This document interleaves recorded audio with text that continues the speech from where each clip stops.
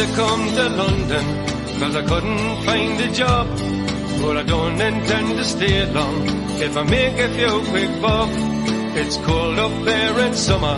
It's like sitting inside a fridge. But I wish I was on the quayside, looking at the old town bridge. I'm coming home, Newcastle. I might as well have been in jail. I'd walk the streets all day, I'll meet for a bottle of your own brown ale. I'm coming home, Newcastle. If you never win the cup again, Good evening, salam alaikum, and welcome to Riyadh for a very special edition of LW Newcastle with our special guest. What's your name? Oh, sorry. السلام عليكم، مساء الخير جميعا، اهلا بكم. I won't understand who's shouting. So what do you think? You will shout or just alternate? Alternate the Ask you, questions. then ask me. Yeah. okay? So first get I will make the scores. Okay, first word we have موية أو ماي. Is that for me? I know that one. For you all. Right, Oh, that's okay, water. so just Water. One for Stuart. Mind to buy the bottles. You should have got that one, Oh. Mitch. صباح الخير. Good morning. that's good morning. Okay, Stuart too. كيف حالك؟ How are you? كيف حالك؟ 2-1. Hang on. 2-1. Hang on. يلا That, you you see, that's you quick. need to do Mitch, you need to do remontada. ريمونتادا. remontada. كيفك؟ Yeah, كيفك in mostly in maybe Syrian or Lebanese talk. Yeah. Egyptian. كيفك. Yeah, Egyptian too. Yeah. لا, not even Egyptian. No, Egyptian they have ازيك, I think. ازيك is like كيف حالك. All right. بحر. I know that one because I work on the. No, it's the sea. Yeah, 3-1. Because Yeah. I work on this thing. I work on the coast. البحرين البحرين it's like means two of sea. Two seas. Yeah, two Seas, yeah, seas. Farid. Yeah. All right. سمك أو سمك. سمك. سمك. Fish. يا سلام. Two for Mitch. What was that, Please, Mitch? Stuart. Fish. Fish. Oh, well done. Slimak. You. السلام عليكم ورحمة الله وبركاته. أهلا بكم في برنامج نيوكاسل مع وليد. معنا اليوم ضيوف مميزين، ضيوف برنامج تقريبا الفيديو اللي تفرجنا عليه تقريبا أكثر من سنة، تقريبا سنة وشهر. دكتور نيل ميتشل، أشهر طبيب أسنان في نيوكاسل حاليا. ميتش، ستيوارت بنمان صديق البرنامج وعضو في رابطة مشجعي نيوكاسل من البحرين. ستيوارت بنمان. Welcome lads, Gulf lads, welcome to the show. Thanks for having us on again. Have you seen the video? I was counting. It's been one year and 1 month exactly. Long time, isn't it? Yeah. Yeah, and it's gone like that as well. Feels like last week. So after the takeover, have you? Let's start with you, Dr. Neil. Have you learned new Arabic words? To be honest with you, probably not. I should have brushed up on my Arabic for coming on. What about you, Stu? I'm just sobered up after the takeover, so I haven't had time to learn any words. Okay, what's takeover in Arabic? Oh, blimey.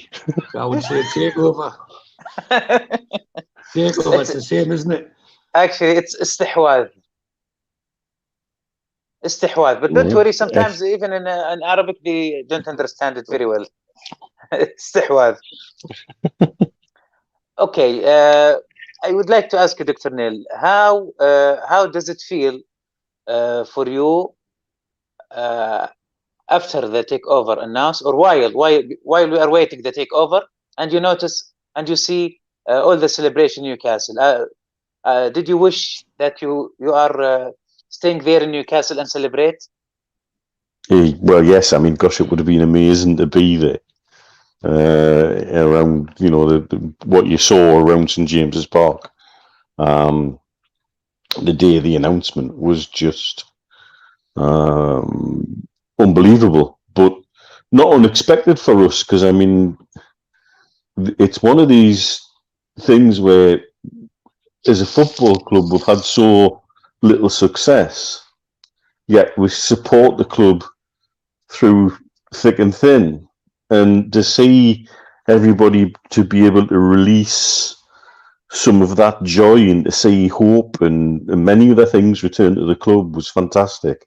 And it just made me wonder, when we win something, what on earth is it going to be like? It's going to be bigger than that. And of course, it would be great to be there and be part of it. For me personally, it feels like the end of a 13-year battle to get Mike Ashley out of the club in one way, shape or form or another. And it's been a long, hard journey. And it took probably a few days for it to sink in for me, because I've been involved in so many attempts to get that man out of Newcastle United when he was the owner. To get up one morning and realise, I don't have to do this anymore. I can get back to having joy and hope and expectation and start to dream a little bit again about Newcastle United was a fantastic feeling. But also, it took that little bit of time for that to sink in, because all of a sudden, like I say, I was getting up every day to say, oh, I don't have to do that anymore, and it's a great feeling. How did you celebrate? With a few choice beverages with some friends in a place in Dubai called Rock Bottom, which has a interesting reputation for anybody who knows of it in the Gulf. We ended up in Rock Bottom, and there's a few interesting videos kicking around Twitter still, so it was good fun. And we celebrated it in our own way. I believe that it's close to your birthday as well. Yes, the takeover happened a week before my birthday. Yes, so it was a nice early birthday present. Stuart, how did you feel when you see the celebration out St James Park? Did you wish to be with them at that moment? I believe that you were even out of Bahrain when the takeover announced. Tell us about.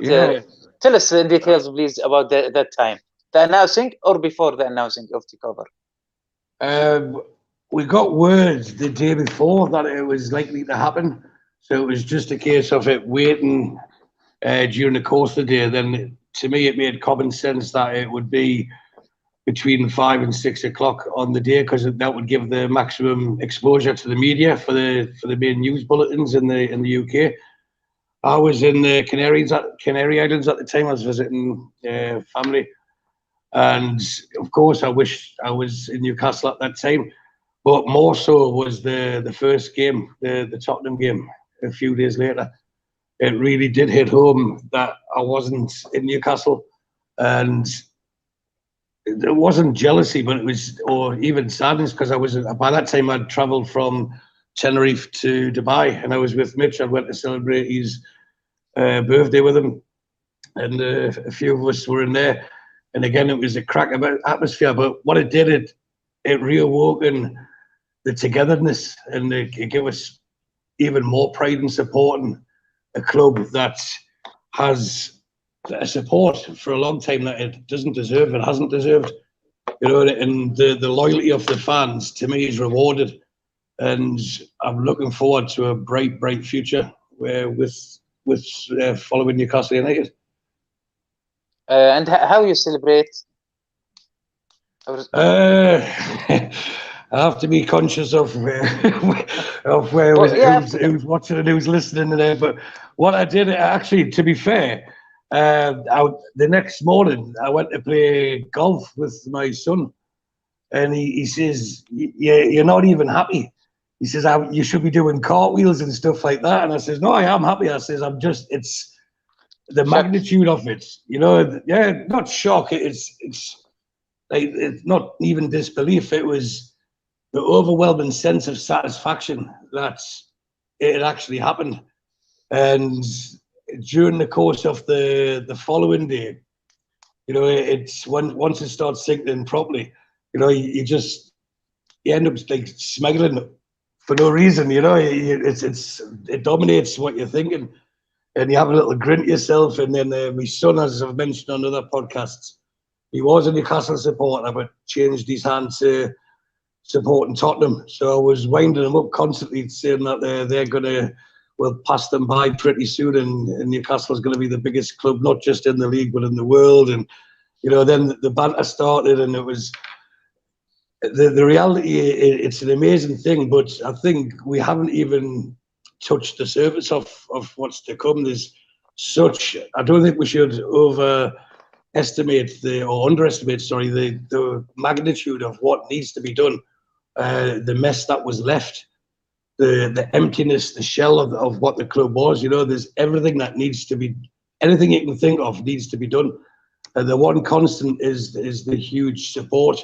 And now we've got owners who agree with us and want the best and are prepared to do the best. And of course, there'll be mistakes along the way. I mean, in my opinion, there was a mistake made last week, but it was rectified quick enough. You know, and I just think the amount of communication we've had from the owners since the takeover has happened is what should be expected, but is what should be done, but hasn't been done. So it's a massive learning curve for everyone. You know, they'll be learning on how to run the club, and they have to make decisions and for the best interest of the fans. And we've got to trust them to do it. And as I've just touched on, if they make mistakes, it won't be because out of spite, as the previous owner did. It won't be out of pettiness. It'll be out of genuinely trying to do the right thing. And if someone's going to give you your best, you give them your best. And together, this club, this city, this region is on such a massive astronomical jet rocket. I just want to fast forward like 5 or 6 years and see where we are. You know, and it's, I know, well, obviously Mitch and ourselves with Steve Ray, Steve Hasty, Steve Wilkinson and Mitch's dad, George, we do a retro show talking about games from the past. And what we've lived for the last 13, 14 years is now the past. There was one glimmer of hope in one season what we could have built on, and the chairman didn't, or the owner didn't want to do that at the time. You know, and we could have had it. And now we will hopefully, and in fact, not even hopefully, I'm more than certain that our retro show will be dated, and there'll be generations not even born yet talking about the games that are to come and the trophies that this club's going to win. And the togetherness, you know, you've seen the celebrations yourself, وليد, when the takeover was announced. Thousands upon thousands of people there just celebrating. You know, it was, you might not get the analogy, but there was similar celebrations when Maggie Thatcher died. You know, it's just not a good thing to say, but you know, the way it brought the community to get together, and it just shows no matter how much has been thrown at us, how much we keep getting kicked, we were there and we'd stand, and together everyone come out and celebrated, and it was a monumental time. And that's really epitomizes the way the club's been run. The fact that we've just had a takeover was celebrated in such a way, you know, you wouldn't see another fan base in the UK celebrating like that of a takeover. So I still wish I was more at the Tottenham game. I mean, I was sitting next to Mitch and a few of our close friends, and we had a fantastic day and night, and it was probably the next best thing you could imagine or wish for. But there was times when even when the game was on, the scoreline was irrelevant. It was the dawn of a new era, and we looked at each other just at least 4 or 5 times. We stood and said, "I wish we were there, man. I wish we could have been there." You know, so that's how I feel, and the anticipation. What we have to do is temper expectations and not expect it. We know you have to walk before you can run, and just ensure that we keep the faith in the owners, and the fact that they've been to both games, the passion that they've shown to do this, the reception that our chairman, Mr. Al-Rumian, received. you know, I think he was actually overwhelmed by it as well. You know, he was there with his daughter for the Tottenham game, and you could see the genuine pleasure, and you know, that of the reception that he got, and the endearment the fans and the esteem the fans hold him in, and the gratitude. I think more so the gratitude. Yeah. You know, because now instead of it's been drilled into us for so long just to survive, now we're in a position where we can look to thrive, and would dare say we're allowed to dream again, and so we should be. You know, and yeah, we'll get there. It might not be this season, might not be next season, but this club will grow, not just the team, but exponentially the whole region, as I've talked about, the infrastructure of the club, you know, the training centres, the academies, the stadium itself. I mean, I know it's a joke to those from the outside looking in, but we were celebrating when they started cleaning the windows. You know, it's just little things like that, and there's so many things that this new ownership can do to improve the club, and they're doing it. They are listening and they are communicating, and together we'll be huge and strong. And that's just my opinion. And again, I will repeat. I can't wait for what's coming, and I really can't. Brilliant, Stu. Let's watch the seconds and we'll come back.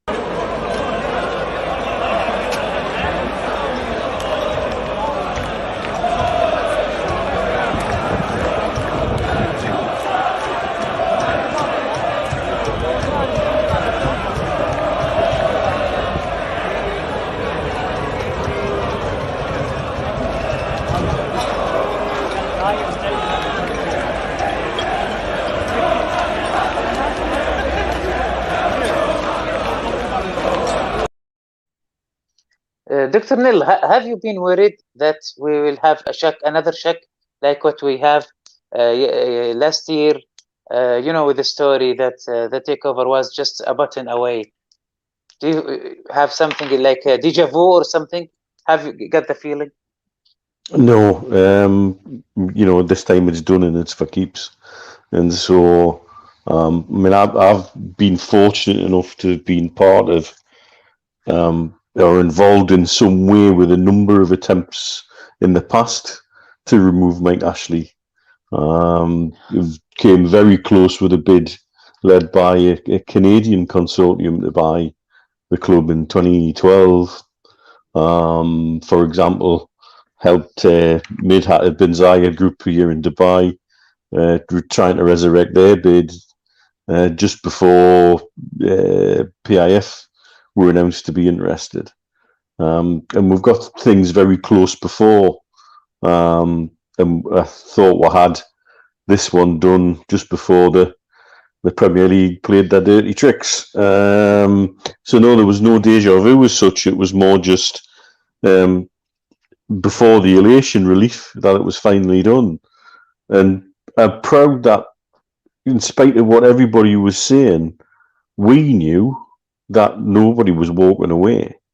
And they were only ever going to walk through the front door with their heads held high, no matter what anybody tried. Now, since the takeover, obviously we've had this meeting from which Newcastle United were excluded, which I think shows the degree of fear in the Premier League about what's coming.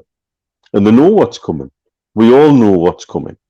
We all know what the unsaid thing is. They're not here to play games. They're here to win. They're here to invest heavily and to walk away with the prize. And whatever the Premier League tried to do to placate, particularly the so-called Big Six, who are now all obviously running scared of the new boy on the block, they won't stop it, and they won't be able to. What they're trying to do at the minute, I think, is frankly wouldn't hold up legally, and therefore, I think in particular Manchester City's stance, taking an abstention from voting based on the advice of their legal people, because they know, they absolutely know. what Big Brother over the road's gonna do now they're involved in part of the party. That excites me greatly, but equally you've got to kind of rein it in and just make sure that this season we're steered to safety. The prize this season is securing Premier League safety. We've had 14 years of lack of investment. We've had, in the last 10 years, Mike Ashley's put no money into the club, and the club's had £7.5 million capital expenditure, which for a business of that size is ridiculous. There's League One clubs have spent more than that. We've had 14 years of division in the fan base, festering wounds, which all worked to Mike Ashley's benefit. He knew how to play that game. He knew how to keep the fans on edge, pick these moments for certain announcements at very specific times, and it was all part of the suppression of the fan base, and that division was very evident and spilled over into places like social media.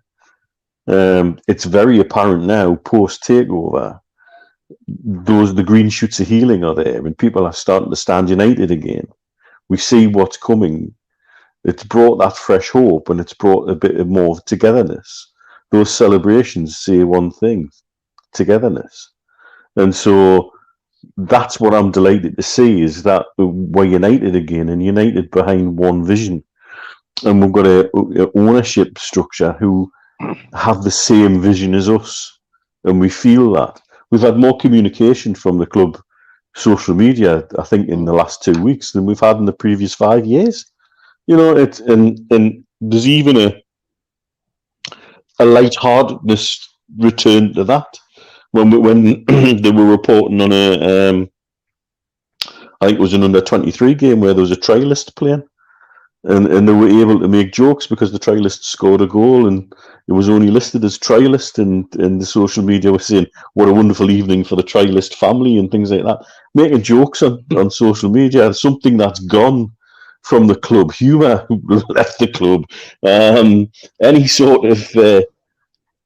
of joy had left the club, and I think we've got a ownership structure that needs to be given time to get certain decisions right.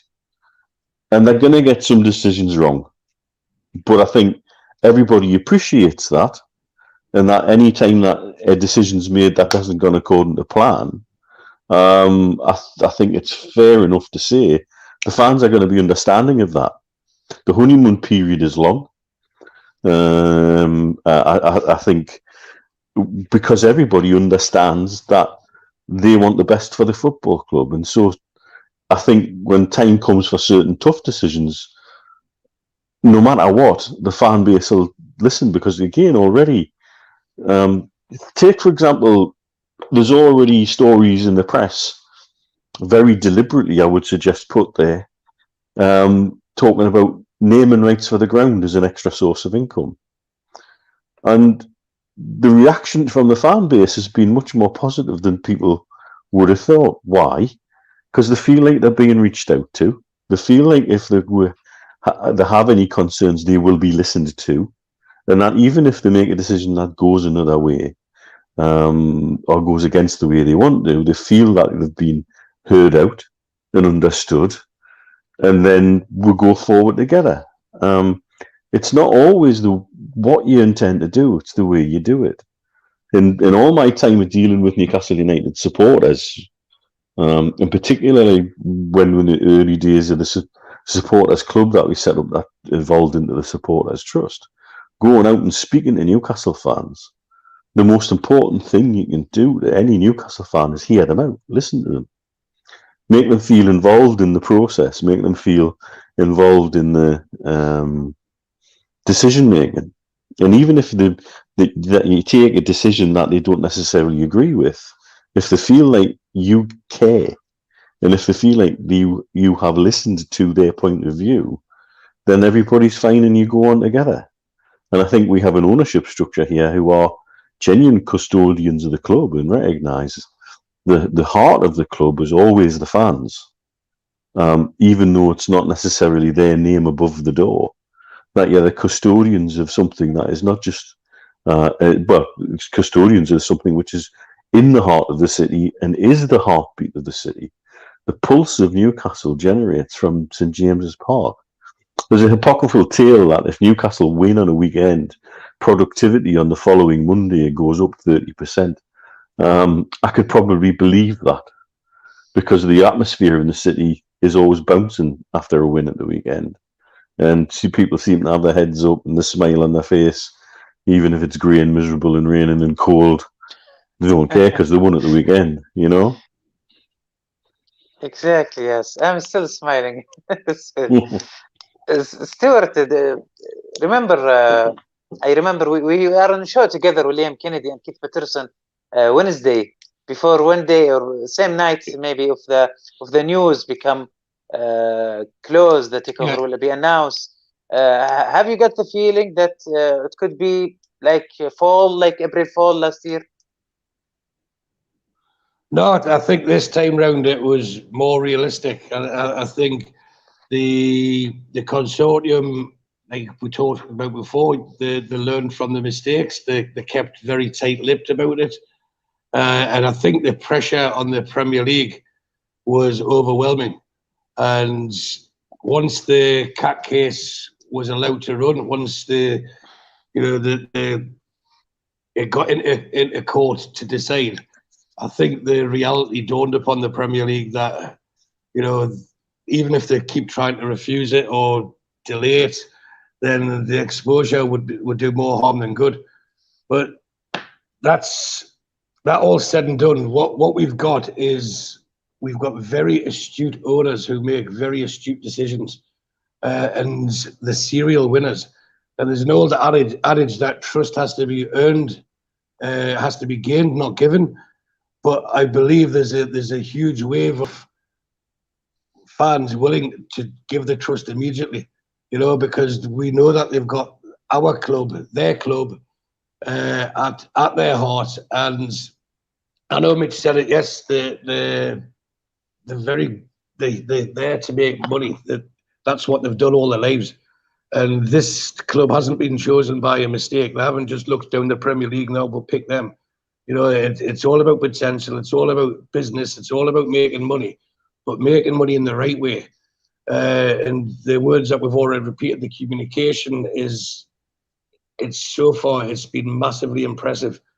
And if just because we now have potentially the access to a huge wealth of money, that doesn't mean we're going to win everything.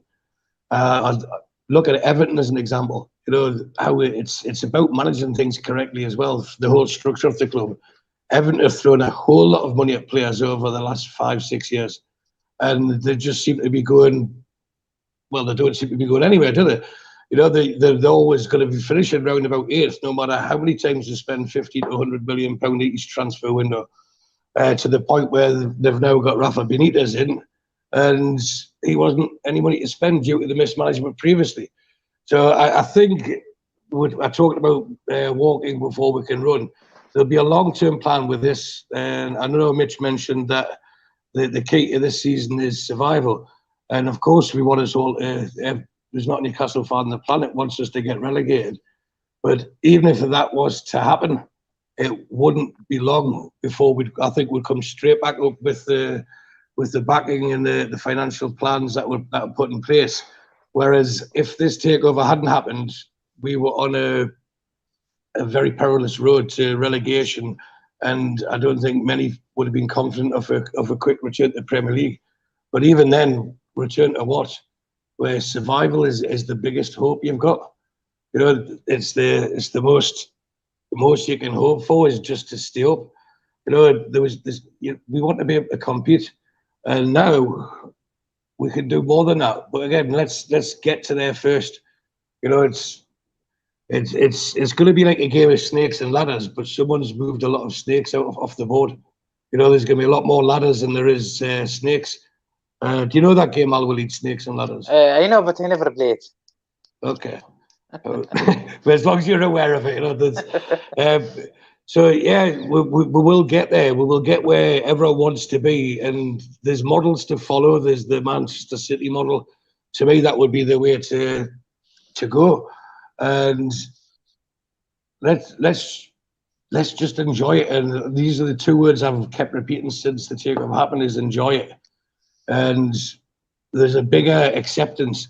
I mean, the performance against Tottenham wasn't great. The performance yesterday slightly improved, but again wasn't great. But there hasn't been the furore that you would expect, as there would have been previously, prior to this. So, as I said, there's the combined willingness from the fans and the board now is to achieve this, and they want to achieve it as quick as we do. But we're realistic as they are, and as I said, the trust has already been given, and it's been given because we do believe that they will look after this club in the right way and take us forward, and not build it on quicksand. You know, there'll be solid foundations there for decades to come. You know, and I just wish I was a lot younger to be able to enjoy it. You know, they were speaking to Mitch about his Josh. You know, he's just started going to away games now, and we were talking about the games that we were going to like 30 years ago, 25 years ago, and you know, you would just love to be able to go back in time to that age and be there now, knowing that you've got the next generation of success potentially coming. But as I said, we believe that they will do everything possible to achieve the success and to build the brand, to build the image, to build the fan base even, because I know especially even in Saudi Arabia, we've received a lot of new fans practically overnight, but not just in Saudi Arabia. Like I'm in Bahrain, Mitch is in the UAE. You know, there's a lot more people taking interest already about Newcastle United. They've now become experts. I'm speaking to people who didn't even know anything about Newcastle 2 months ago, are now telling me what position they are in the league and what fixtures they've got over the next few games. You know, so it's globally, it's grabbed attention like probably no other takeover has in the Premier League history. But that might have been the Premier League's doing. They've helped create this, not monster, but this tidal wave of attention because of the delays. So yeah, I'm just really excited about what can happen and what will happen. Actually, this is my next question. How did you see the reaction from the Saudi Arabian fan and Middle East fan in Twitter? Maybe how did you see them before the takeover and after the takeover? After the takeover, within about 3 days, I got 200 new followers from Saudi Arabia, which I thought was really nice, you know. And everyone's welcome. You know, I don't care if you support another team before. We know in this region, people follow players. That's why Liverpool's got a big support because of Mohamed Salah. You know, people follow players like Ronaldo, Messi, etc. But now they'll follow a club and welcome aboard. You know, it's a crazy, crazy, crazy club to follow. But if you've just decided to start supporting Newcastle United, you've joined at the right time. And again, I'll repeat those 2 words: enjoy it. Welcome aboard and enjoy it. You know, and tell your friends about the new club you're supporting, and tell them to tell their friends. Let's make this club as big as it possibly can be, because to me, there isn't a limit of the size or the potential this club has. But we know that from living there, going to games, supporting them through thick and lots of very, very, very thin. So the more the merrier. You know, there's people, you don't get a badge because you've supported them a long time. You know, it's when we win a trophy, and instead of having 50 to 100,000 people celebrating, let's have 10 million fans around the world celebrating, 100 million fans around the world celebrating. You know, I want to be able to travel. Well, you know, through my job, I travel a lot. I want to be able to be going to places like Hong Kong and China and watching children and adults wearing the black and white stripes. Yeah. And someone's asking what top I'm wearing, because it's red and white, I presume. It's a Bahrain top. It says Bahrain. Because we're doing golf night, I thought I'd put the Bahrain top on. So that's what I'm wearing, Gary. So yeah, you know, I'll go to Riyadh quite often and things like that. But I love it. We've done it. We had a few years of it over the Keegan years. where you go on holiday to Spain or Portugal or wherever, and you've seen some of the local kids wearing the strip, and it filled you with pride. That hasn't been now, even in Newcastle, until this has happened. You could go and watch your local team, and when me and Mitch were kids, you either had the home strip or away strip or both, and that's how the teams were picked on what strips we were wearing. So now you'd get Manchester City tops, Chelsea tops. That was unheard of. So that needs to come back. The next generation, I was fearful for the club long term because it wasn't an excitement, it wasn't an enticement. There was no reason for a young kid to support Newcastle United because there was no ambition. Why would you want to do it? There was no togetherness. There's something that Mitch referred to earlier. There's the infighting amongst the fans. At least when we were bad years ago in the 80s and 90s, well, not 90s, but in the 80s, we tried. The team tried, and we were all in together, and it was Newcastle United will never be defeated because it was the unity of the fans. That had gone, and it's not back, but it's coming back and it's moving in the right direction. Dr. Nil, how did you see the reaction of Saudi fans before takeover and after the takeover, and maybe also your site in Dubai? Did you see people wearing Newcastle jerseys now, or? Well, already, again, like Stu, I think I gained within about 2 days. I'd gained something like 500 Saudi Twitter followers. Just bang, just like that, out the blue, which is fantastic. I'll tell you something that happened within a few days of the takeover. One of my patients is a Saudi businessman here in Dubai. He owns one of the biggest fast food outlets over here, amongst other things. And his company's well known in Saudi. I've got no doubt about that. And the first thing he said when he came in to see me, and he brings his lovely wife with him, was, "What do you think about our club?" And he meant not his club, but our club, mine and yours, straight away. And that was within days. And that filled my heart with joy. He's a lovely guy.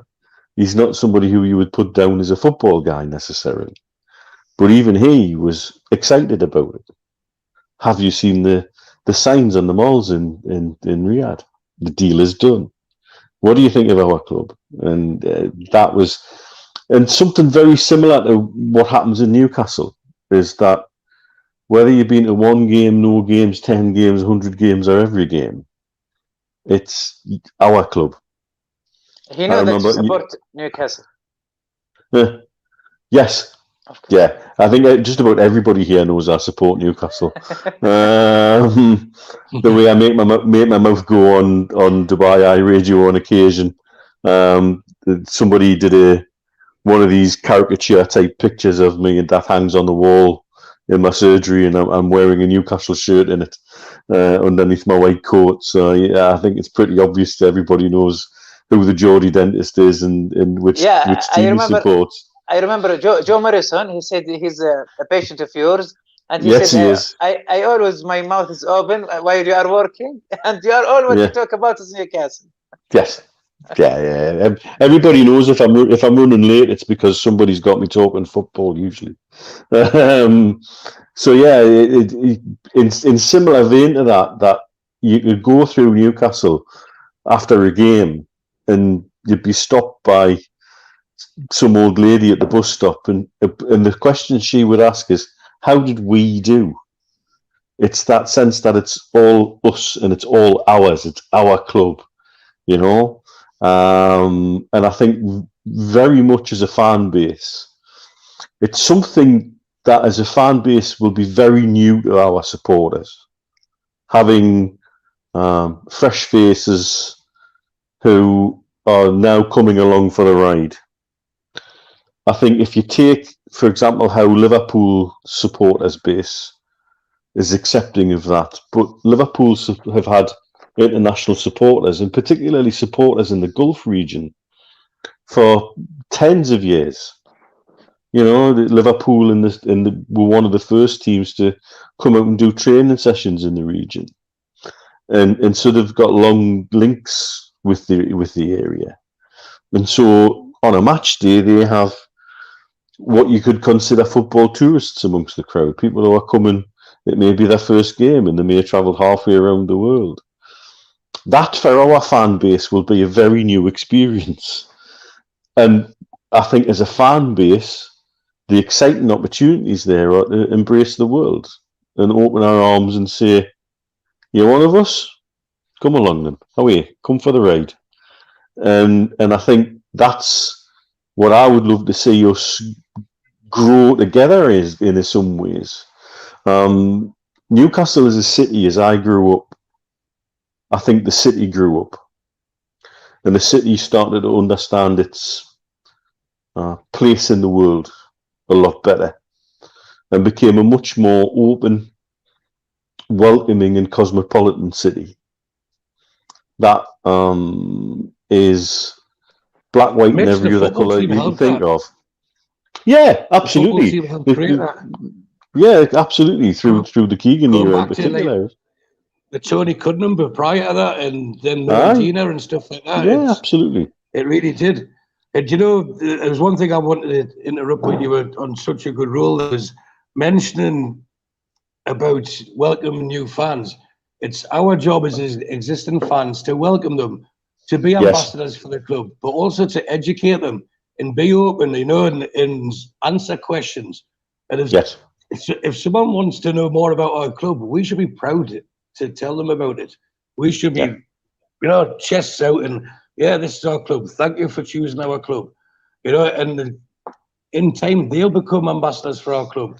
You know, and that's what we are. We've got custodians, and the fans will always be the fans or the supporters, but we're now ambassadors.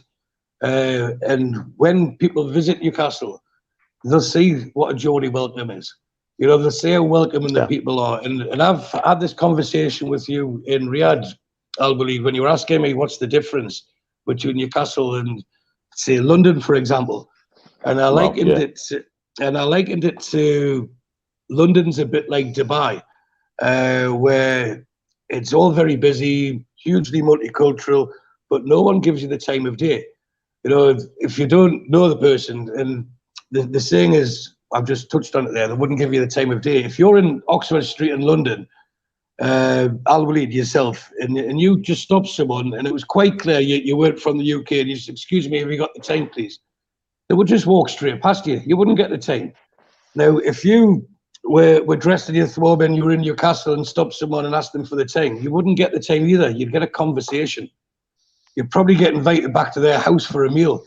You know, and the Geordie welcome is famous. And I loved it when Mitch was saying, it doesn't matter if you've been to 1 game, 10 games, every game.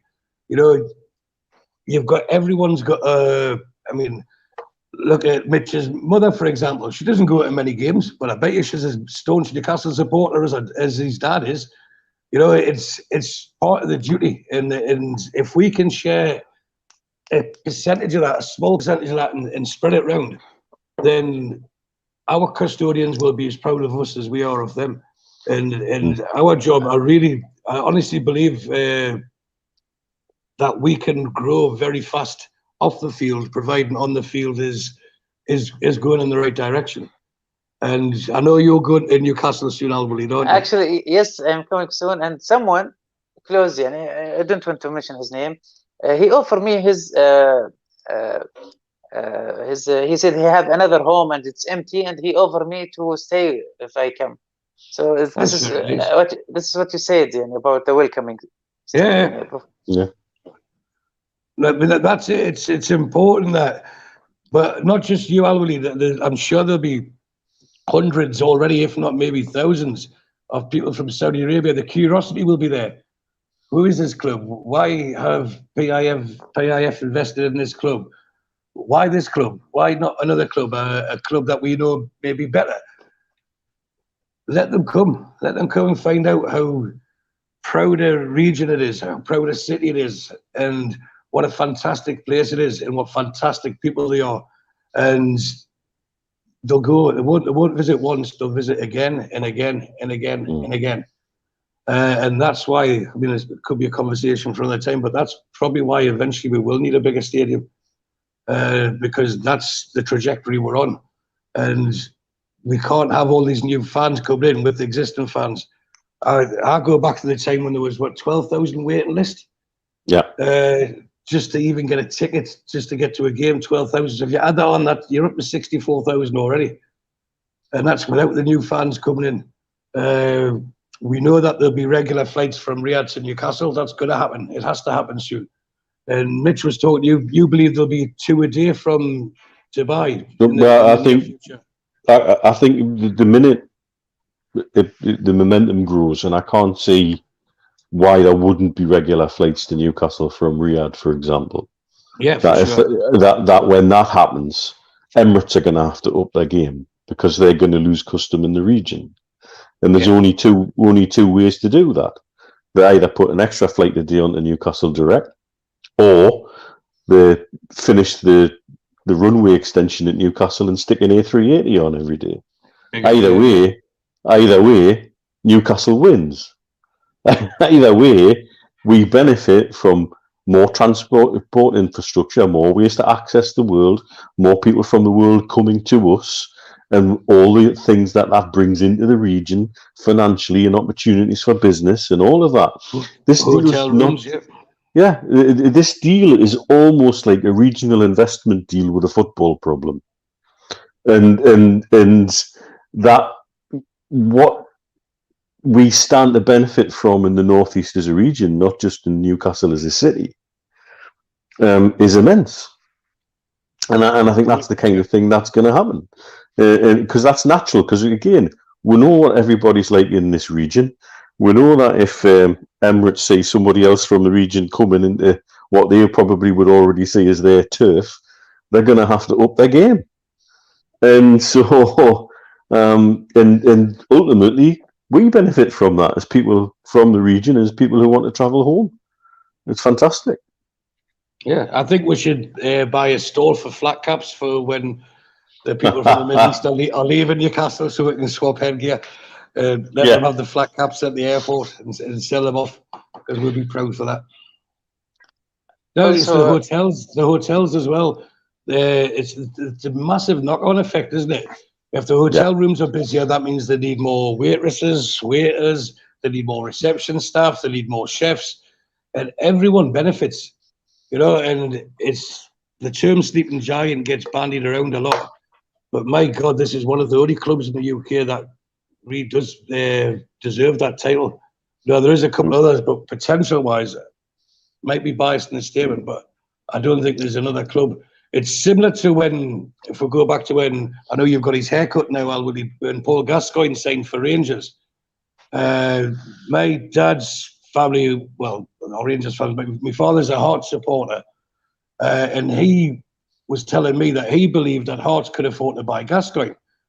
And I was like, well, how could that be? Rangers were getting crowds of 45,000, Hearts were getting crowds of 18,000. But the way he explained it was, if Gascoigne had signed for Hearts, they would have got an extra 5,000 on the gate. Now, even at £10 a ticket, that's an extra 50,000 a game. So you're playing every other week, that's an extra 25,000. That would have paid his wages. Then you've got all the commercial knock-ons anyway. Rangers were at full capacity. They couldn't increase the crowd already. So they had the financial wealth, but there was no potential to grow there. So there's little stories like that where I think Newcastle can grow, and they will grow. And I just want to keep repeating, everyone's welcome. And if someone wants to back a winner, and again, I use my father example. He says to me, when we're looking at the horses, you always seem to back the favourites. I said, well, the favourites for a reason. And I'd rather back a favourite that wins at even money than a horse that loses at 10-1. And there's no such thing as a sure thing in football, as I mentioned Everton before.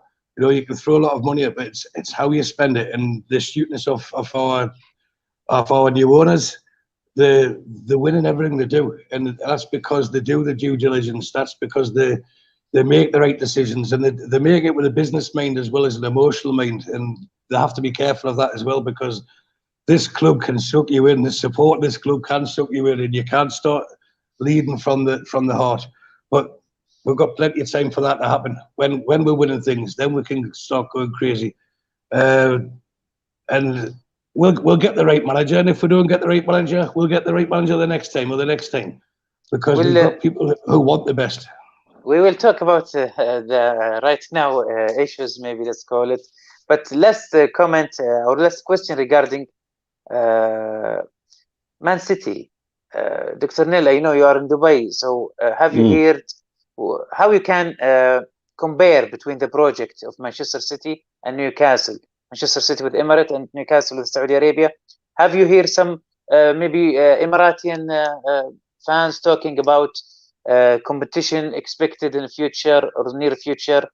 And how you compare in general between two projects, and what you expect when we can reach their level and maybe pass them? Well, I think the model to follow is pretty much, from a club side of things, that seems to be the logical way to base any project going forward on. I think we'll see how friendly the rivalry is soon, I think. I called it a friendly rivalry in front of an Emirati patient, and he smiled and turned and he said, "It's not so friendly." So I think eventually the gloves will come off, which is great. That can only be good for both, to be fair.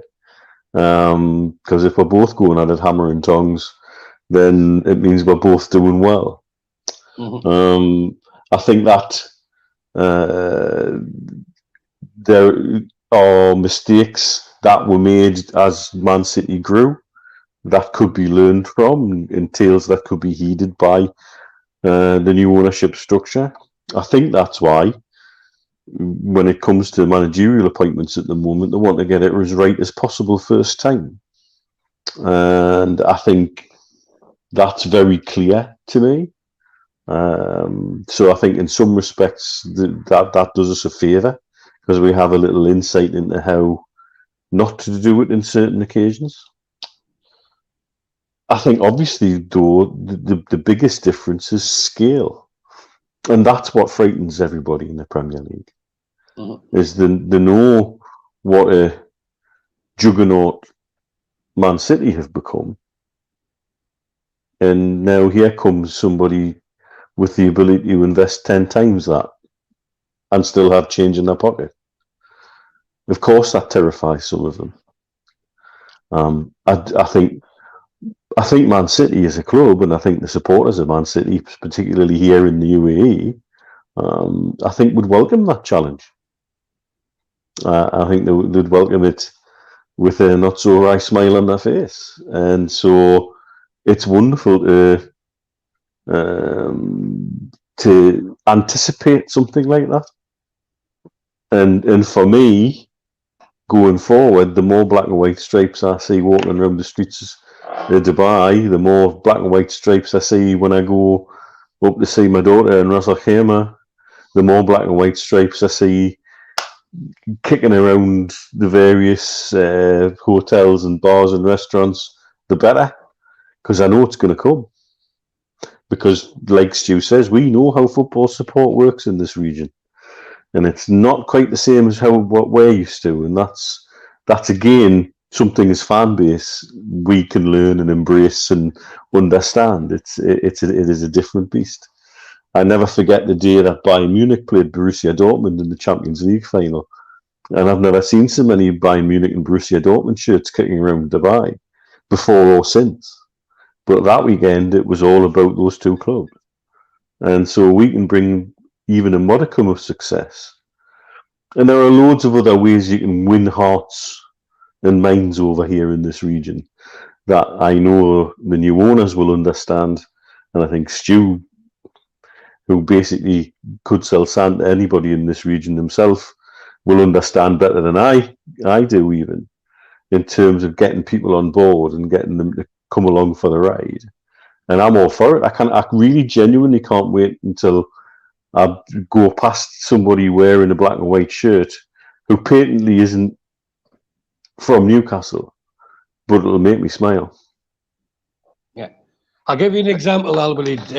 Before I went on my little vacation, the takeover hadn't happened. and I had a client who was buying sugar from me. Okay, is it sugar or bait? Which one?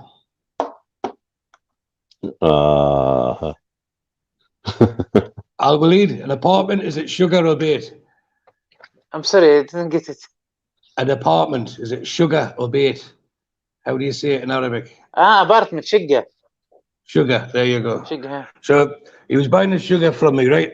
And you know, when he was speaking to me, and he says, "Where are you from in the UK?" So when I was explaining to him, he went, "I love Newcastle.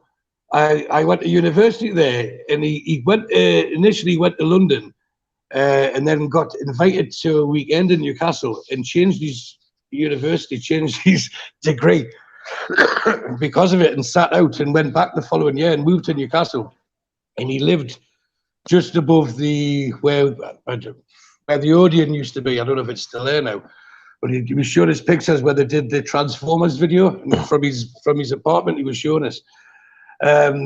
So I says, do you go to the football games? And again, this is pre-takeover. And he went, I went one time. He says, everyone's crazy. He says it was cold and raining and people only had the black and white T-shirts on. And everyone was singing and noise. I says, did they win? He went, no, they did not win, but they kept singing. And this was going back like 10 years. And then I seen him, when did I get back? Last Monday. So he come into the office on Tuesday with these checks for the rest of the payments. And the first thing he said is, we've been taken over. We have new owners. And all of a sudden it was a we, you know, from someone that says, oh, he loved Newcastle as a city, but he now supports the team.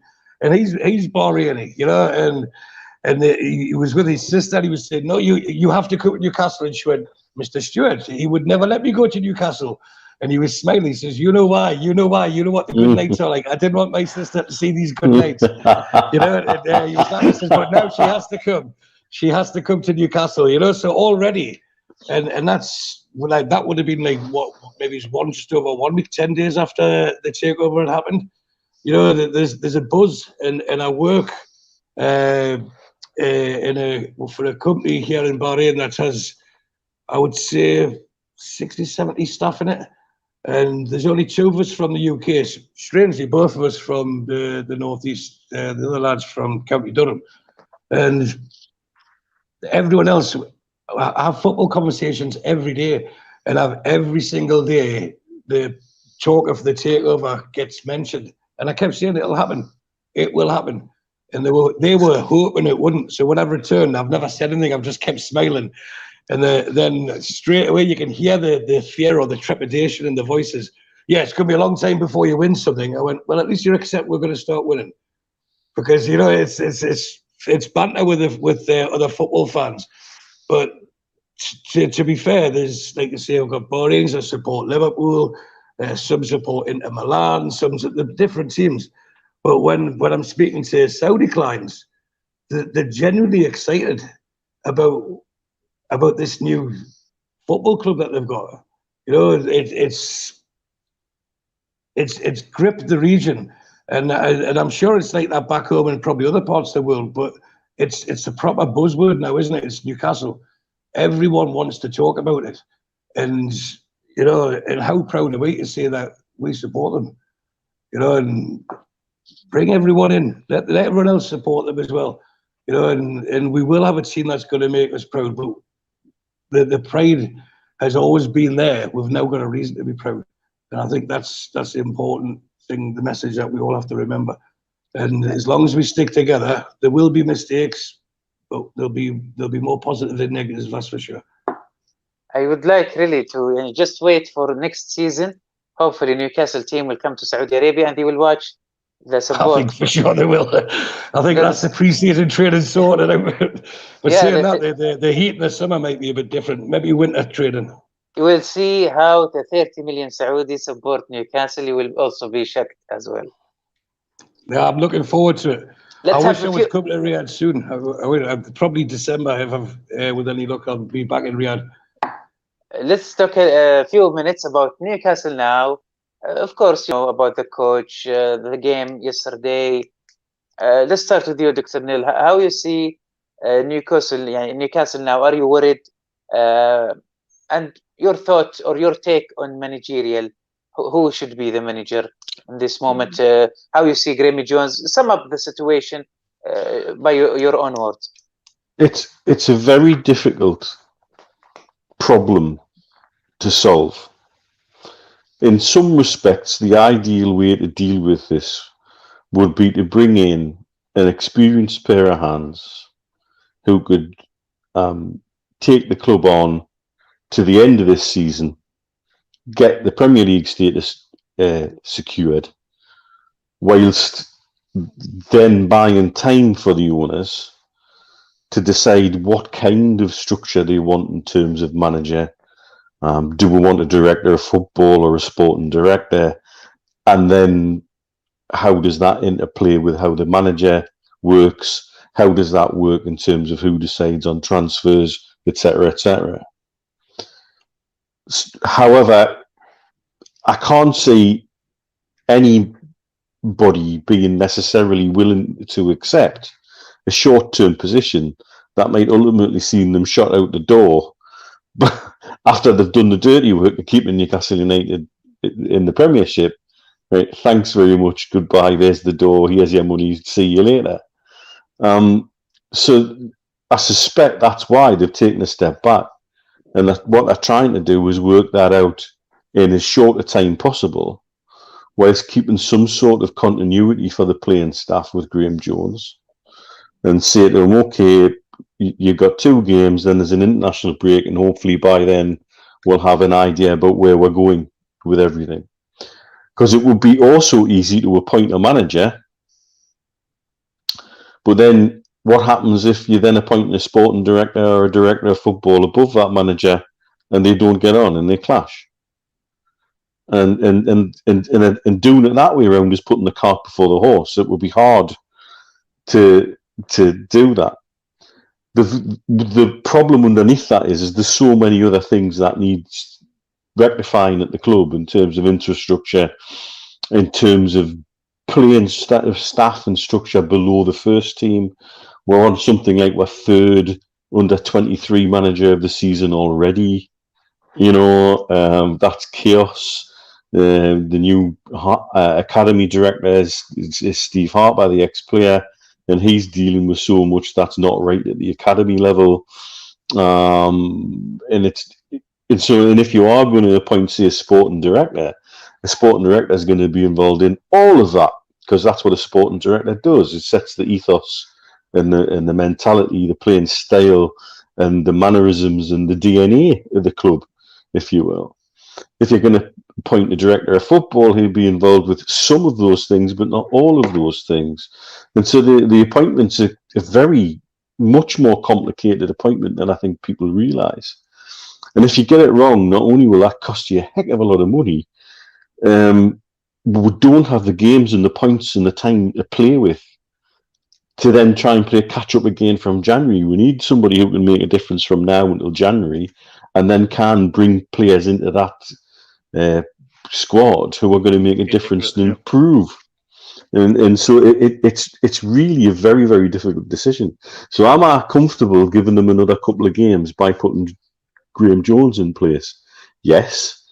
Yes, yesterday's game wasn't particularly pretty. It wasn't really much of an advancement on what we've seen, but we did get a point out of it in the end. And so we've got to try and just take those positives. I know the playing base and the players certainly seem comfortable with Graeme Jones, which, again, that's important. It's important that the changes are evolution and not necessarily revolution. And I think, yeah, I can see why in any agreement to let Steve Bruce go, to give him that last game, it might have been a little sentimental, but also, again, somebody's got to keep the team ticking. Somebody's got to use the phrase he used in an interview a few weeks ago, and I think that's exactly why he used that phrase. He knew what was coming, and so it is a really, really difficult decision to make. I see Fonseca's name coming up in the chat a lot there. I've got to say that's the name that I like the look of because of his detail-oriented approach. I've been sent a couple of things from people who share information with me kindly that he's already had a load of ideas in terms of how to solve problems in the short term, but then also has a bigger picture to see beyond that point. And so to see him already writing things down, like he wants the pitch shortened to as short as possible and made as wide as possible, and that'll help him plan to help his defenders and his attackers be more cohesive and ship fewer goals, etc. There's somebody who's already thinking. It wouldn't surprise me if one of his technical guys was actually at the game at the weekend, because I gather he seems so keen on it. He's already making certain plans. But equally, there have been other options mentioned around. I mean, I know again a Saudi patient of mine who's reasonably well connected to PIF told me they'd already offered Zinedine Zidane a big contract and he turned it down immediately. How true that is, I don't know, but I've got no reason to disbelieve it from somebody who has no reason to give me enough information, that's for sure. And so it shows that there seems to have been a number of different lines of thinking within the consortium itself, and they seem to be taking a little time to get the decision and what they feel will be the right decision. For me, that's a little frustrating, but also people have to remember the green light for the takeover was given at very short notice. Very, very short notice. So you can make all the plans in the world you want. I mean, I could be planning to go and have a weekend in Barbados with Kylie Minogue, but if it's not likely to happen, I can plan it all I like. It's not going to happen. So they've had these things just dropped on them, and then they've got to get their act together pretty quickly. And within days of getting it through, we've got the Premier League having meetings excluding them, and so they've got all this to deal with, and they've got to come up with a new manager. So the one thing it shows me is they care enough that they want to make the right move ASAP. And so if it costs you a couple of games to do that, I'm comfortable with it. I just wish we could have had a little bit of time to get everything in place properly and had a green light given it a prudent time rather than go through the dance we've had to dance. That was a great summarize of the situation right now. Your take, Stuart, on Dr. Neil summary and your point of view regarding what's going on with Newcastle regarding the managerial and right now issues. Well, I think Dr. Neil encapsulated the feelings of most supporters. And for me, I'm glad it's not my decision on who comes next. And we can speculate, and there could be cases made for many, many very talented managers. But you know what? Isn't that nice position to be in? We're not scraping the barrel, getting rejection after rejection after rejection. And Steve Bruce, I'll have it. You know, okay, then you're the only one who wants it. You can have it. We've now got top managers battling, or maybe not battling, but pitching their hat into the ring and wanting the job. You know, it's now a desirable job again. I've just seen a note there, Mitch and Kylie. Imagine just seeing you with the budget smugglers on. That's what's set that rumour off. That's what it'll be. Yeah, that's what it is. Yeah, but it's again. I want to touch on. It's not just the playing thing. That's what matters to us fans. We want to watch the team win, etc. But it's. I did mention we don't want it built on quicksand and trying to do it too quickly. It's a huge undertaking that needs to be done. But again, have faith. We have the trust. We have the confidence we have in the new owners. And there's a phrase that Mitch is quite renowned for, and that's using square pegs in round holes. You know, these people will get the right people for the right jobs. You know, they're not like, I suppose if use Mike Ashley as a barrow boy, you know, he'll sell anything. You know, if it makes him a quick profit, he'll sell anything. These our new owners are long-term strategists. They're there to make money long-term, not just a quick buck, buy it, sell it next year for a little profit. They want to make it sustainable. This club could be worth probably 10 times what they paid for it over the next 10 years if it's done right. So they've got the belief, they've got the funds, they've got the desire, and those are the three things that we need. We need to hear, and we are hearing. And if you need a director of football because he can make the right decisions, as much as Amanda and Jamie and Mairdad, as much as they want the best for the club, they're not in their position to choose the right. You know what I mean? You get the right people, the right jobs. They need proper finance managers. They need proper accountants. They need a top-class chef. They need, the catering team. There's so much that needs to be done. And again, we understand our priority is the playing staff, is the team. But they could just put someone in now, and it might not be the right fit, and it could actually set us back months, if not a season, by getting the wrong sub. If they're having to take time, they're taking it for a reason. It's not because they're not capable of doing it. It's because they want to get it right. And like I said, I'm glad it's not my decision. Now, whether it's Fonseca, whether it's Eddie Howe, whether it's Steven Gerrard, all these other names that you hear, I seen something that interested me about, you could get someone like Arsene Wenger in as a director of football, but the director of football and the manager have to work interlinked. They have to be able to trust each other, so it is big decisions. And I agree we need to get a manager in as soon as possible. But I think if I was the manager, would I be saying, well, would I want Chelsea as my first game? Let's Graham Jones have this game. The new manager could even have been agreed by then. Let him watch from the stands, see what needs to be made. And then we've got time for the international break to start implementing his plans, his thoughts. And it should raise the players when a new face comes in, because the players will be wanting to impress, because they want to be part of this, because they will know we will bring new people in, new players in come January.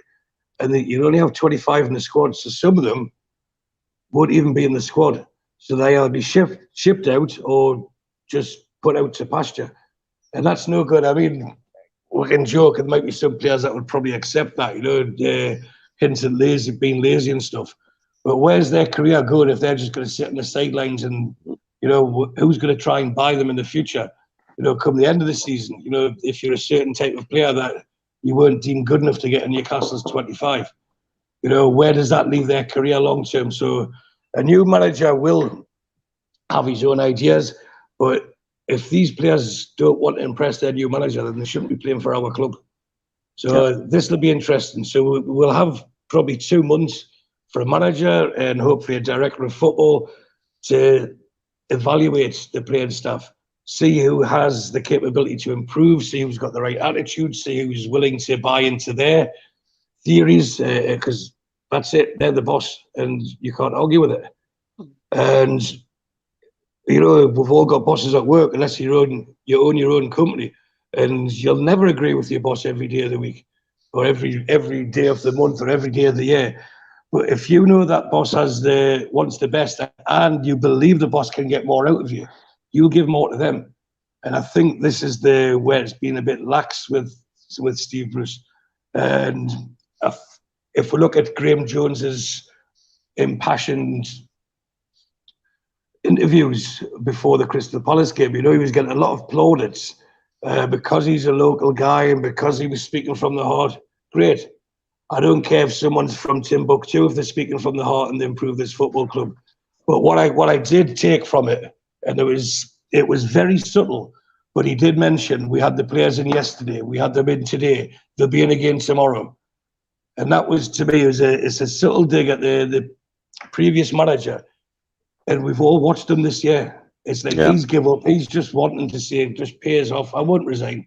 I'll go by mutual consent to keep. But we all, for all intents and purposes, he was sacked. Ashley was never going to sack him. And it became monotonous, and both parties become bored with it, to the point where, well, I'll just stay down in Cheshire for an extra day. Right, lads, you can have the day off. He's one of the lads. It's great. If my boss gave me an extra day off every week, I'd like them better as well. But thankfully, I'm not judged on my physical performance at work. These guys are. And a new manager, I think Graham Jones is doing this, the physical fitness needs to be increased, and it can increase by about 20% from what I've seen. And these little differences will make a big difference. So give Graham Jones his head. whether the new manager keeps him on, whether he hasn't part of the backroom staff, maybe he'll push him into the academy. There's so many permutations. And as I said at the start of this speech, I'm glad it's not my decision, but I trust the people who are making this decision. Great summarize, Stuart. Of course, I have a lot of questions from the fans, but this is need another hour, so I apologize. But I try to put it all on the screen, and I believe we cover a lot of them with the topics and the question for our guests tonight. Last thing I want to show you, Stuart. How do you feel that you are first Geordie in front of PIF? This will. I don't think I was the first, but I was the first to be photographed by you. I believe you are the first. I believe you are the first. Yeah, I remember when we went there, and because we drove past there during the day or the previous day, didn't we? And there was these 4 gold towers. So at night when we were coming back, I think it was after we did the show in the desert, wasn't it? Yes. And we'll come back and you said, see those green things? Do you know what they are? And I says, yes, the towers. And you went, count them. I was like, 1, 2, 3, 4. Well, is that PIF? So we drove round, and the security guard was asking them that he wanted to ask us to move on. So I had to do a bit of Geordie thing. Yeah, I just need to take this photograph. Sorry, we've come the wrong way. And you put another photograph on, which was the first time in my life I'd heard this phrase, filters. And you'd put filters on a photograph. I mean, I've just learned to copy paste on a computer, so you had it, and I thought, what's all this? Not that one, the one of you and me. Have you got that? There was a picture of you and me. But not now. I'm sure. I'm glad you haven't showed that. It looked like during this long 18 months and more, actually, it turned out when starting the takeover, this was the PIF, but later on they changed, or maybe they moved to the high, now become maybe in offices, as I heard. Still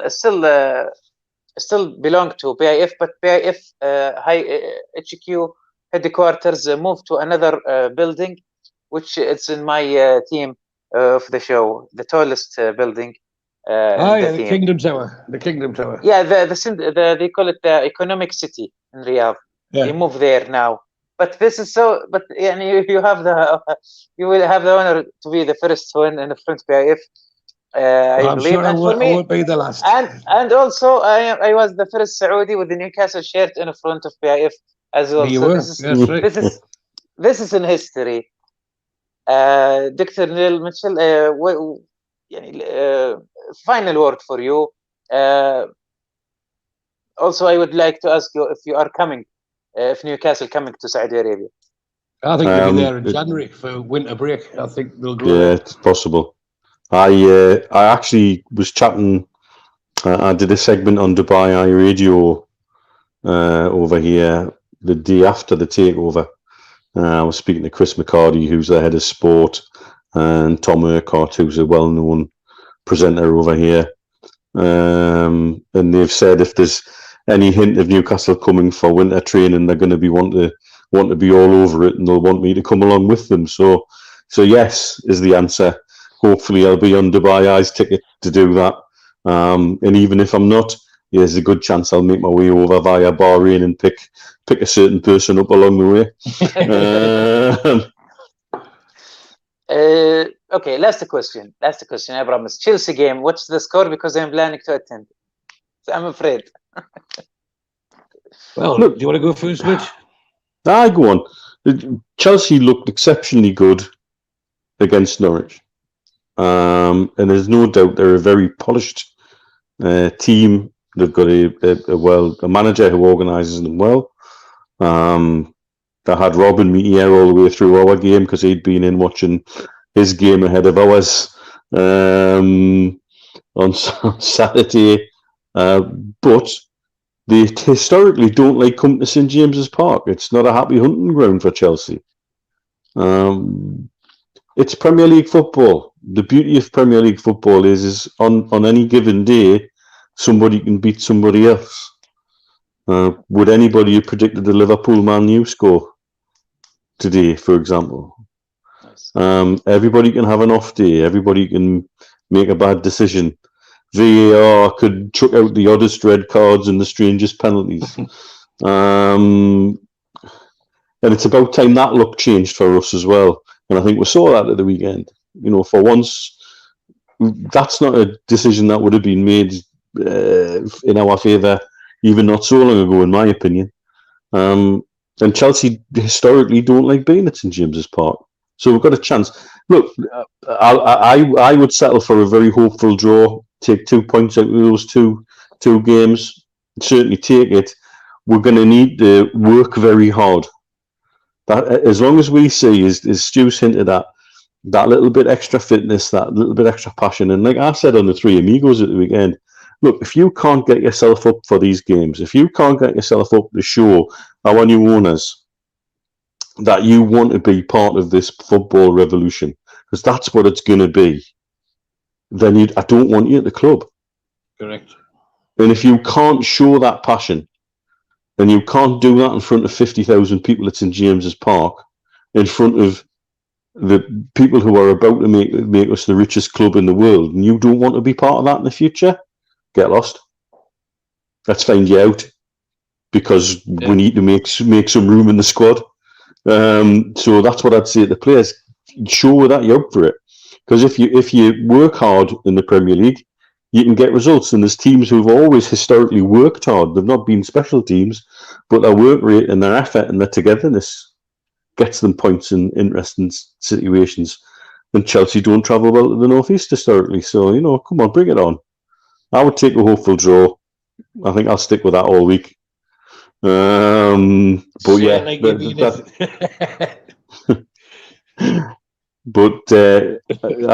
I hope they turn out a good performance for your visit in particular, Alvin. I'm afraid. Look, if it helps, my very first game as a kid was a game against Chester City in the FA Cup, and we lost at home. No, it was 2-0, mate. But the second goal was scored by a young Ian Rush, and that was the game that made him. And so if I can start off with a loss and still be sat here the thick end of 45 years later, talking with passion about the club, you can start with a loss too, and it still doesn't ever leave your soul or your veins, mate. I'm afraid it never does. Because the 7 goals against Norwich, and this shows Chelsea they are in good shape. They've used them all up.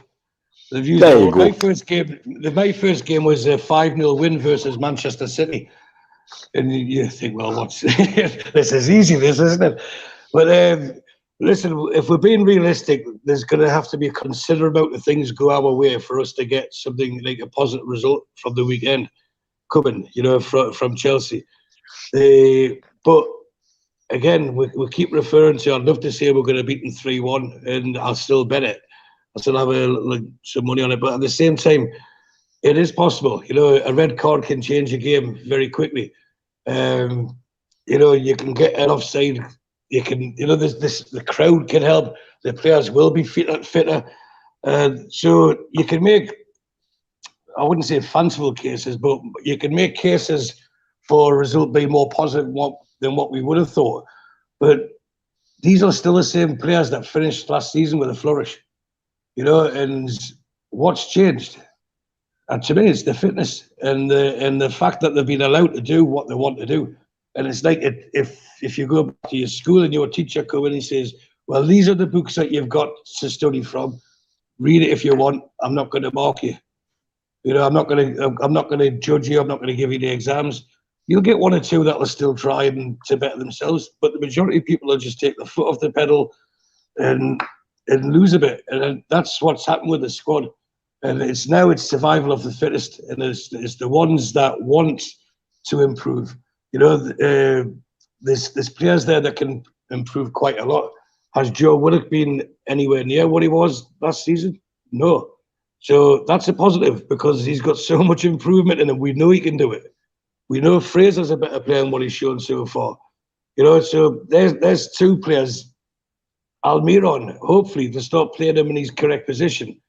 You know, we've got a lot to be hopeful about. And if we get beat up Chelsea, Does that mean that we're not going to stay up? Does that our season's not going to be decided on one game?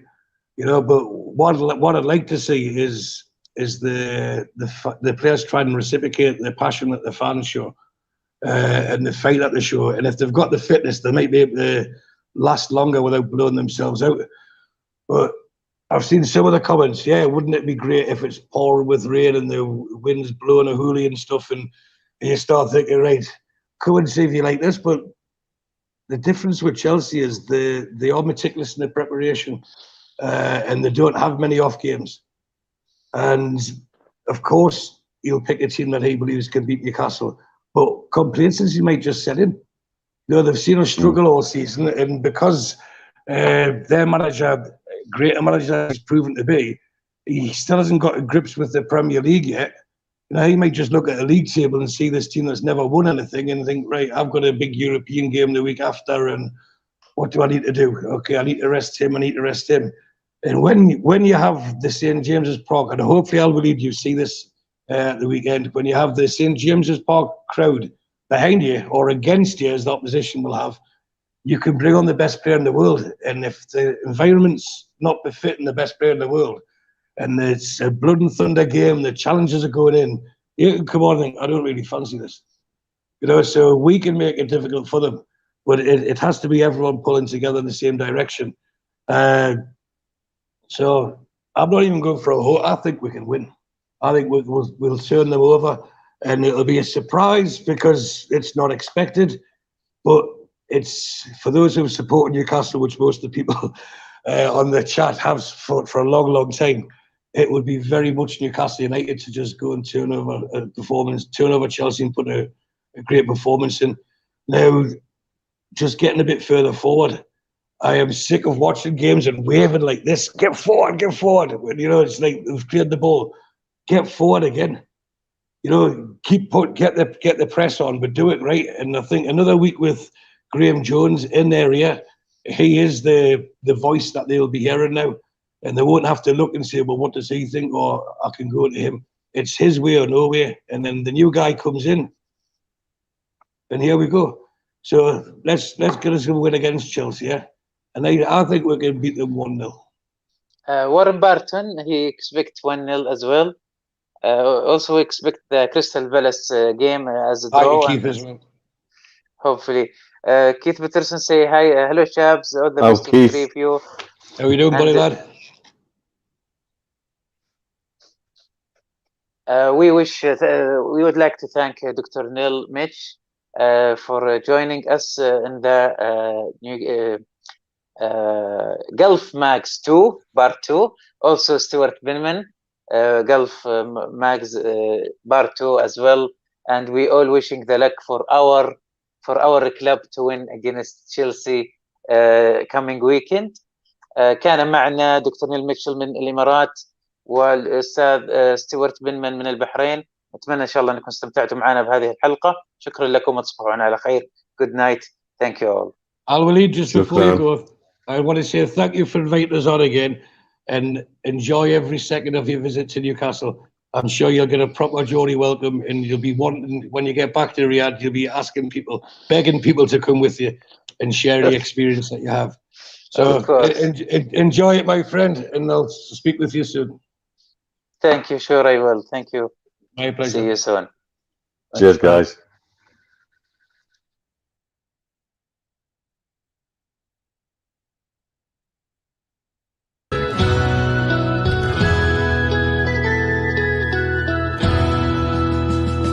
Take me home to the banks of the River Tyne.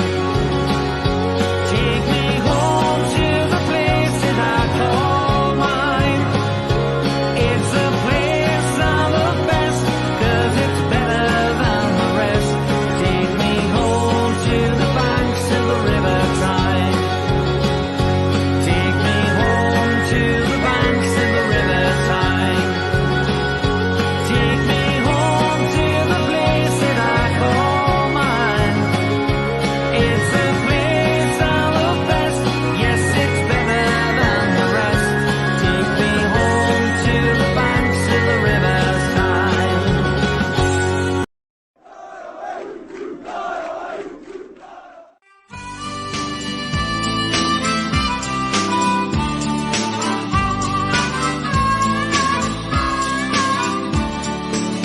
to come to London, cause I couldn't find a job. But I don't intend to stay long. If I make a few quick bob, it's cold up there in summer. It's like sitting inside a fridge. But I wish I was on the quayside, looking at the old time bridge. I'm coming home, Newcastle. I might as well have been in jail. I'd walk the streets all day, I'll need for a bottle of your own brown ale. I'm coming home, Newcastle. If you never win the cup again, I'll brave the dark at St. James's Park if the Gallagher's end in the rain. I'm coming home. You won't understand who's shouting. So what do you think? You will shout or Just alternate. Alternate the Ask questions. you, then ask me. Yeah. okay? So first, I will make the scores. Okay, first word we have moya or mai. Is that for me? I know that one. For you all. Right, Oh, that's okay, water. So I just Water. One for Stuart. Mind to buy the bottles. You should have got that one, Oh. Mitch. صباح الخير. Good morning. that's good morning. Okay, Stuart too. كيف حالك؟ How are you? كيف حالك? 2 1 Hang on. 2 Hang 1 on. Hang on. يلا That, you you, see, that's you quick. need to do Mitch, you need to do How are remontada. you? ريمونتادا. remontada. كيفك؟ Yeah, كيفك in mostly in maybe Syrian or Lebanese talk. Yeah. Egyptian. كيفك. Yeah, Egyptian too. Yeah. لا, not even Egyptian. No, Egyptian they have ازيك, I think. ازيك is like كيف حالك. All right. بحر. I know that one because I work on the. No, it's the sea. Yeah, 3 1. Because Yeah. I work on this thing. I work on the coast. البحرين it's like means two of sea. 2 seasons. Yeah, two Seas, yeah, seas. Farid. Yeah. All right. سمك أو سمك. سمك. سمك. Fish. يا سلام. 2 for Mitch. What was that, 3 Mitch? Stuart. Fish. Fish. Oh, well done. Simak. You. Good evening, salam alaikum, and welcome to Riyadh for a very special edition of LW Newcastle with our special guest. What's your name? Oh, sorry. السلام عليكم، مساء الخير جميعا، اهلا بكم في الرياض